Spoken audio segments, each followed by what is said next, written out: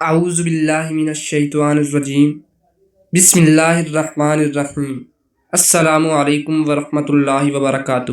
حیرہ کے عیسائیوں نے حضرت خالد بن ولید رضی اللہ تعالیٰ عنہ سے گفتگو کرنے کے لیے اپنے ایک معمر ترین عالم کو بھیجا جس کا نام عبد المسیح بن عمرو بن قیس تھا اور اس کی عمر 350 سال سے بھی زیادہ تھی۔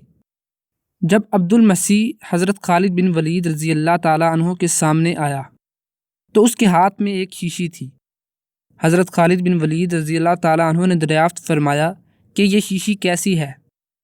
عبد المسیح نے بتایا کہ اس میں ہندی سانپ کا مہلک زہر ہے جسے پیتے ہوئے فوراً ہی آدمی مر جاتا ہے۔ یہ میں اس لیے ساتھ لایا ہوں کہ اگر میری قوم کے لیے تجھ سے کوئی اچھی بات سننے میں آئی تو میں شکر کروں گا اور اسے قبول کر کے خوشی خوشی اپنی قوم کی طرف لوٹوں گا، اور اگر کوئی ایسی بات جو میری قوم کے لیے بری ہوگی سننے میں آئی تو یہ مہلک زہر پی کر مر جاؤں گا۔ حضرت خالد بن ولید رضی اللہ تعالیٰ عنہ نے اس بوڑھے سے فرمایا، اچھا یہ شیشی ذرا مجھے تو دو۔ اس نے دے دی۔ آپ نے اس کا منہ کھول کر یہ دعا پڑھی، بسم اللہ الرحمن الرحیم، بسم اللہ و باللہ بسم اللہ رب الارض والسماء بسم اللہ الذی لا یضر مع اسمہ شیء فی الارض ولا فی السماء وہو السمیع العلیم۔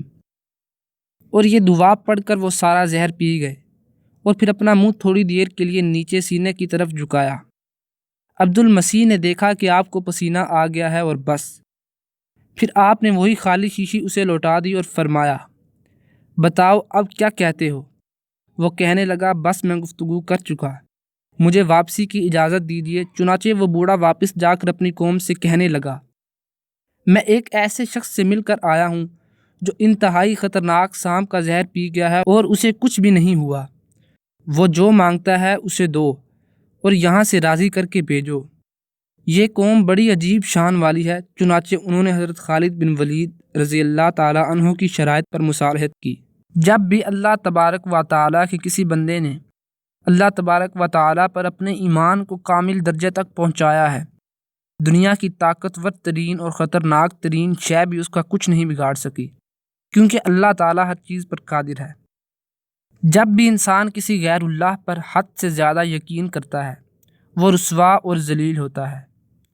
اسلام میں انسان کی جان، اس کی اولاد اور اس کے مال کو عظیم نعمتیں کہا گیا ہے، لیکن یہی عظیم نعمتیں اس وقت انسان کے لیے فتنہ بن جاتی ہیں جب وہ ان نعمتوں کو رضائے الہی پر ترجیح دے اور ان کی محبت میں اپنے پروردگار کی یاد سے غافل ہو جائے۔